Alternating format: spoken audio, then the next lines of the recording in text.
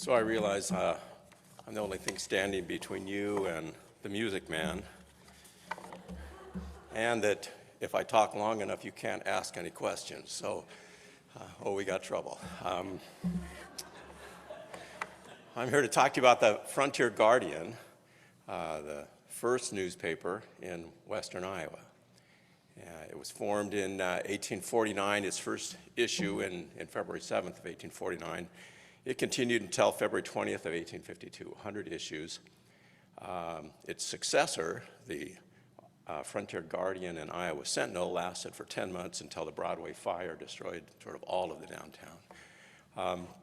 Just to give you a sense of what we had here, this is a map of Iowa as of the end of 1849. You can see that Potawatomi County was a lot larger than it was at the time. The dates there are the dates of newspapers that were formed. There were 19 newspapers in existence in Iowa, in 10 other counties besides Potawatomi County. The nearest one to this area was 200 miles away in Ottumwa. There was one newspaper nearer. It was in Liberty, Missouri, 120 miles away. As you went west from here, there had been two newspapers in California that were started in 1846 and 1847, but the entire staff of both newspapers went to the gold fields and they closed down.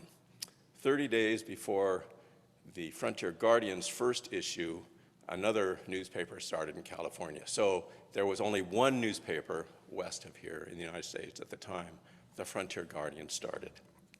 In its first issue, Orson Hyde, who was the editor of the Frontier Guardian, published to our readers letter, and it basically set out the editor's philosophy and attitude about the press and the intention of what the newspaper was going to publish. He noted that they were in a situation that presented difficulties because of the existing circumstances. Number one, they were in a remote location. And number two, they were far from the usual sources of interchange of ideas. He felt the responsibility that arose from that as the editor of a newspaper, recognizing that the newspaper could have a dramatic influence on the community itself. He stated that the newspaper, the Frontier Guardian, would publish stories and information in 6 areas. The first was to present the principles of our religion. Second, to keep a healthy moral atmosphere as far as our words or influence may attend. Third, to aid by all laudable means in our power in an enterprise so important as that of the education of our youth. Fourth, not to interfere to any great extent with political questions. Now, he did add a caveat to that we'll talk about in a little while. He also indicated that they would publish foreign and domestic news to make the newspaper interesting and useful to all classes of our citizens, and to encourage the home trade, if we can, do it without injustice to the newcomer and the immigrant. Let me just talk for a second about the existing circumstances in an area remote. He was going to rely, he had 4 pages, 6 columns for every bi-weekly issue, about 35,000 words per issue. If he was going to publish stories, they were mostly coming from other newspapers that he could obtain by whatever source, and those would be difficult to obtain in the winter when transportation through this area was more difficult than it was during the summer. He also had the situation where his newspaper was the only game in town. In every other county where there were newspapers in Iowa, there were at least 2 newspapers, except for, I wonder if I can make this button work. I don't know where the pointer is. Okay, except for the 2 1846 and 1847 newspapers where there were only one newspaper in each of those counties, except they share a border, so there was another newspaper close, and down here there were 2 newspapers. So they had plenty of opportunity to get opposing points of view. The Frontier Guardian was the only game in town until you got to California, and then there was an opposing point of view there. So page 1, typically, of the newspaper was devoted to presenting principles of our religion. There were articles that discussed doctrine. There were missionary tracts to present information about the Church of Jesus Christ of Latter-day Saints to people who were not familiar with it and wanted to learn more. There were conference reports, and in the conference reports they would include what hymns were sung, the people that prayed, the number of people in attendance, the type of weather, as well as summaries of the sermons and talks that were given. They reprinted letters from missionaries from all over the world, and sometimes instructions too. There were a couple of missionaries that received notice that their call had ended and they were to return home in the newspaper. There were also efforts to retain and regain members. You may be familiar that in Nauvoo, when Joseph Smith was killed, there were several competing churches that were established. And while the majority of the members chose to follow the 12 apostles and come ultimately here to what would become Kanesville, there were other people that had churches and were proselytizing among the former saints as well as other people. The editor recognized this and published notices, for example, to saints in Missouri. These were people who hadn't come to Iowa, but they'd gone to St. Louis, Missouri when the people were driven out of Nauvoo. And he was very conciliatory to them. He said, "We understand that you didn't feel comfortable coming to a place where there was nothing like we did, and you thought maybe you would better be able to prepare yourselves to come west by going to work in Missouri and other places." He encouraged them to continue to live the principles of their religion and adhere to the doctrines that they had professed. And he also optimistically said, "Many of you are planning to come west, and so we urge you to set a good example for the people around you so that as you leave, they'll have a good opinion of you and a good memory of what you were like." He was also diligent to try to recover people who may have gone with some of the competing groups. Let me just read an excerpt from one of the articles. He said, "Saints, remember, before you listen to tales that are like castles in the air, before you enlist in any pretended great work or mission that directs your course and energy aside from the general course and counsel of the church, upon the pretense that some man has a great deal of power, high appointment in the church that the generality know nothing about, come to the high council or the 12 who are left here in charge of the church and ask advice before you ensnare yourselves like the followers of some others." So they were working to regain people that maybe had joined one of the competing groups. You'll notice that they also published notices about how to operate the church. Orson Hyde, not only being the editor of the Frontier Guardian, he was the leader of the church in the East, so he published notices about how they should pay their tithing. They published notices about meetings, church meetings, for example, elders' quorums and high council meetings, and those appeared sometimes as ads. In the second area, to keep up a healthy moral atmosphere so far as words or influence may attend, the Frontier Guardian published no advertisements for saloons or gambling houses or for liquor, with two exceptions. One of those is posted here. It's actually a very good article of Malaga or sweet wine for sickness or for communion, and it could be had at the printer's office. So the editor would take payment in kind for subscriptions and for advertising, and apparently had received a sweet wine as payment, was offering it for sale for medicinal or communion purposes. There was one other advertisement for liquor also for medicinal purposes. Now, there was no stated editorial policy that we won't accept those ads, but it's pretty clear because the Kanesville Bugle, which started in 1851, and the successor to the Frontier Guardian, had a lot of saloons, of gambling houses, of types of ads that the Frontier Guardian did not publish, so there must have been some editorial policy against that. They also encouraged people to look out for each other. We heard about the Bennett home. There was another Bennett home that was discussed in the Frontier Guardian, the home of Hiram Bennett, which had burned down. And the editor invited people to make donations to help not only rebuild the home, but also recover the other losses that the Bennett family had experienced as a result of the loss of that home. The newspaper encouraged people to obey the law.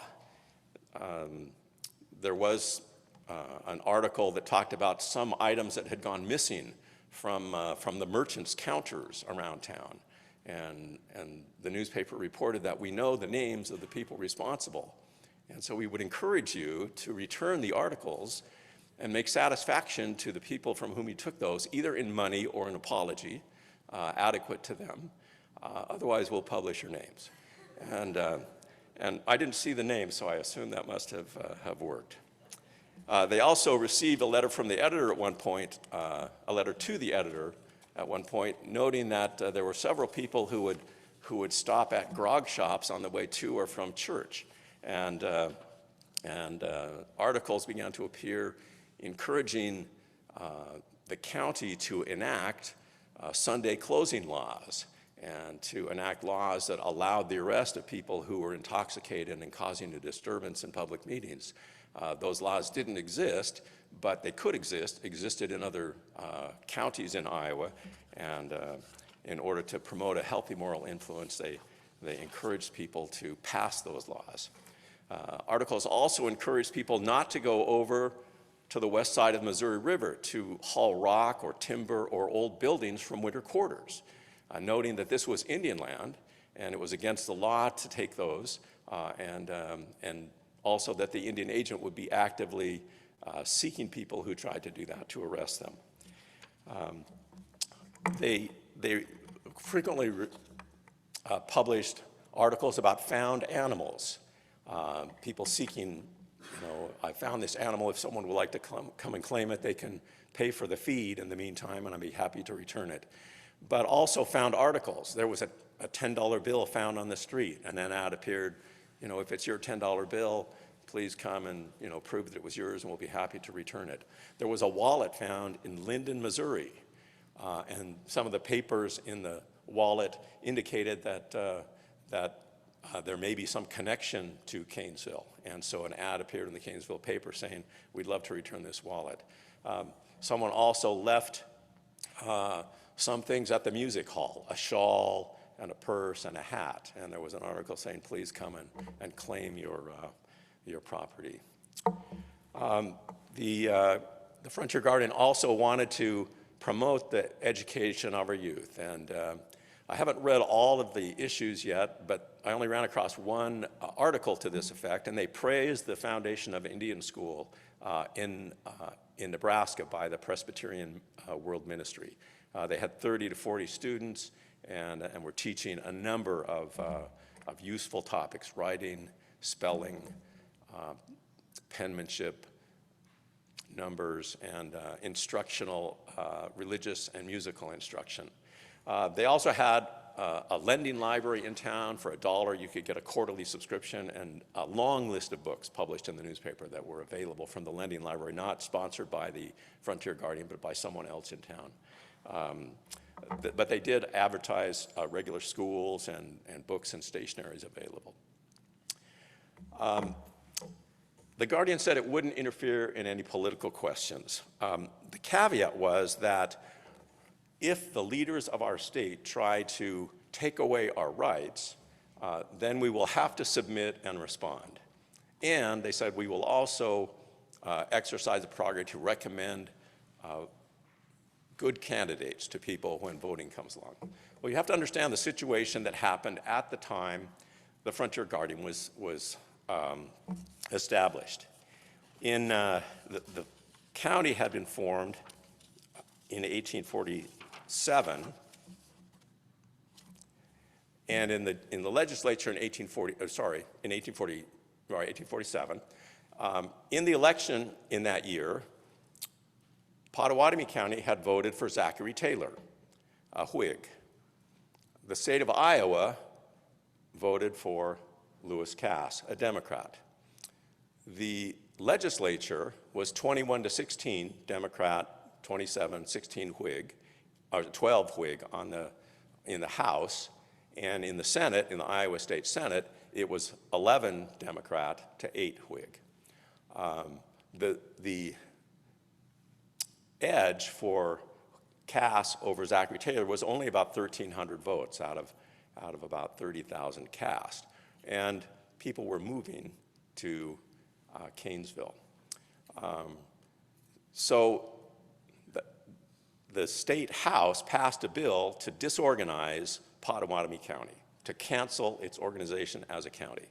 And the charitable thought was this was because they had voted the wrong way in the election. Now, all this had happened before the Frontier Guardian had been formed. In that same year, there had been a bill proposed that would make Potawatomi County, put Potawatomi County in a legislative district. They had no representation in the 1848 legislature because they were not in a legislative district. They did not have a judge in Potawatomi County because they were not in a judicial district. A bill had been proposed to create a legislative district for Potawatomi County and a judicial district. That had also not passed. And so they were basically without representation in the state in which they were citizens. This situation existed at the time. Orson Hyde wrote that we're not going to get involved in political questions. I think he was maybe not being exactly forthright about that because in the first 5 issues, there were 3 issues that talked about that. And I think that he at least intended to bring that to people's attention.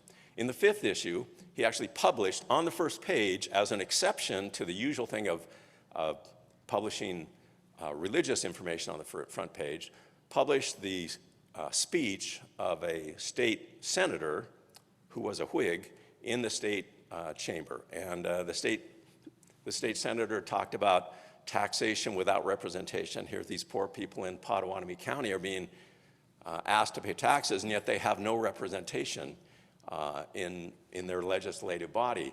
And he pointed out that in the Declaration of Independence, they referred to that as oppression when England did that to the colonists. And there were a lot of other constitutional references. So this was a news story because it was just a news article. It wasn't the editor's opinion. But the editor also published similar kinds of conclusions that we've been treated very badly. But he said in response, when people said we actually shouldn't have to pay taxes since we have no representation, he said, let's be generous and show a more generous spirit than the state legislature has, and maybe that will help convince them that they should do a better job than they have. It was interesting, though, that the state senator who spoke mentioned that another state senator had proposed on the floor of the Senate in Iowa that he would actually take it upon himself to lead a mob to drive those terrible fanatics from the state. We talked before about them having to leave Nauvoo, and that wasn't what happened here in Iowa. Well, it wasn't because it wasn't at least proposed in the legislature. There was never a bill considered to do that, so that's at least good. They did report election results. They reported inauguration information about Zachary Taylor, his inaugural speech, appointments to his cabinet, and other politically related things. But after about the 5th issue, there's not nearly as much politics in the paper. They were publishing foreign and domestic news. Now, as I indicated, this had to come from other papers. There's actually a thanks in the paper for people who brought papers from other areas. But they published articles from a lot of different sources: the Boston Globe, the Detroit Free Press, the Missouri Republican, 3 or 4 newspapers from St. Louis, some from New Orleans, some from the London Globe. And they reported all kinds of information. But as an outfitting post on the edge of the wilderness, you might expect that, yes, they publish a lot about the gold fields. And they publish a lot about people coming to Kanesville, people going from Kanesville to go west. They published a lot about transportation, about plans for railroads, about rumors of railroads and bridges and other improvements in transportation. They publish a lot about new inventions that will improve people's lives. They also publish about disasters.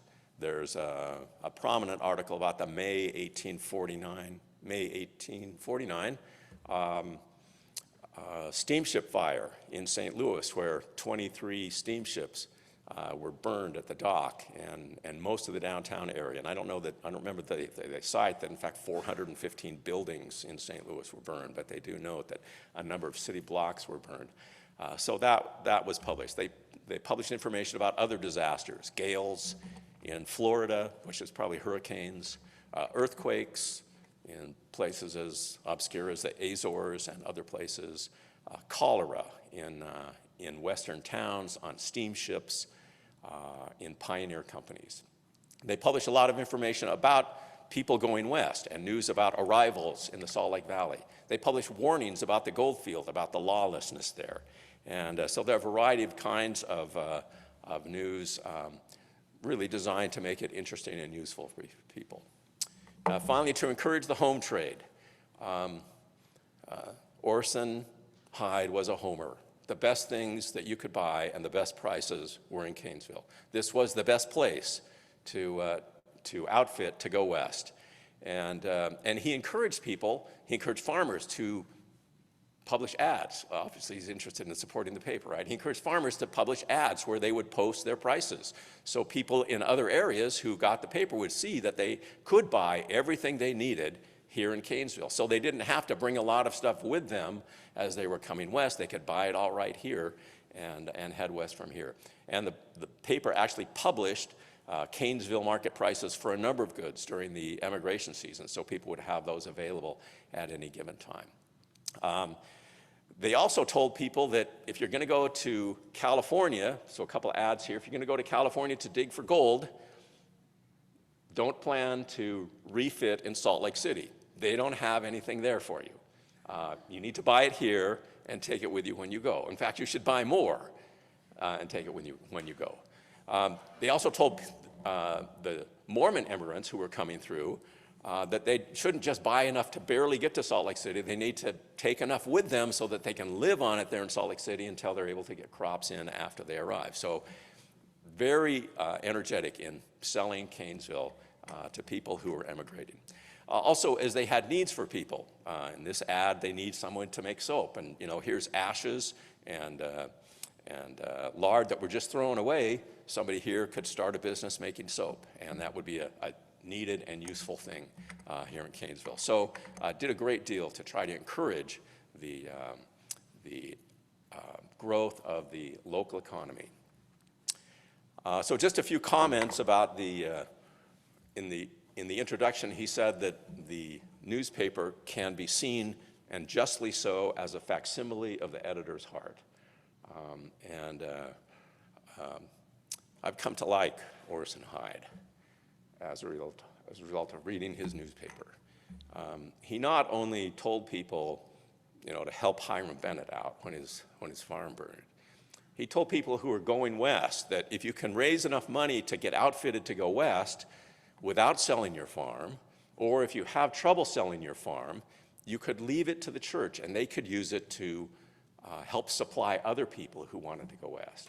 He told people who were going west and selling their farms to go ahead and plant a crop anyway, so that people who came later and would get here after the planting season would have a crop here, and they wouldn't be sort of a whole year without supplies. He said to the people who had settled in the lower areas of the settlements in the middle of the winter, that because of the amount of snow that they'd had during the winter, they were likely to have flooding in the lower areas, and so the people should, before it started melting, move to higher ground. He was very active in encouraging people to look out for each other and to be good citizens. Now, we would recognize a lot about a newspaper in the Frontier Guardian. It was designed to get readers. It was publishing the hottest news of the day, information about the gold fields, information about the westward expansion. And so it was really designed to get the attention of anybody who was interested in the West or in the gold fields. But it was different from what we see in newspapers today in that he also published negative comments about Kanesville that showed up in other newspapers. He said, here's what people are saying about Kanesville. He would publish negative comments about Mormons that showed up in other newspapers. Here's what people are saying about Mormons. He would publish negative comments about the editor that showed up in letters to the editor. Now, when he did that, he usually defended himself too, but he would at least publish those. So there was some interchange that people could have, even if they only had one newspaper in town. It's a newspaper that's well worth spending some time with. Difficult to read. It's microfilm, photocopies of microfilm online. You can see by the ads, not really easy to read, but enjoyable in the sense that you get a really good picture of life in Kanesville and the mind of Orson Hyde. And I hope you have an opportunity to study that. There may be some other studies that would be useful. Orson Hyde was actually gone for several months of publication, a couple of times during the publication. It'd be interesting to see how the newspaper was different when he was there from what it looked like when he was gone. And it would also be interesting to compare it to other newspapers of the day to see how much difference there were between other newspapers of the day and the Frontier Guardian. And that's for another study rather than mine. So thank you.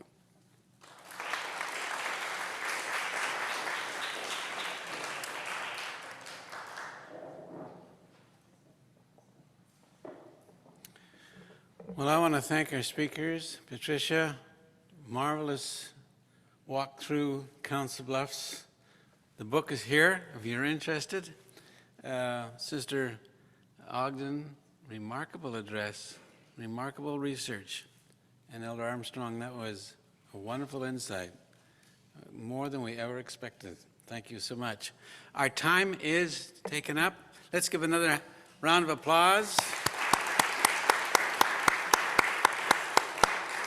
And we will exit to the concert hall for the next presentation. I suggest you get there and get a good seat.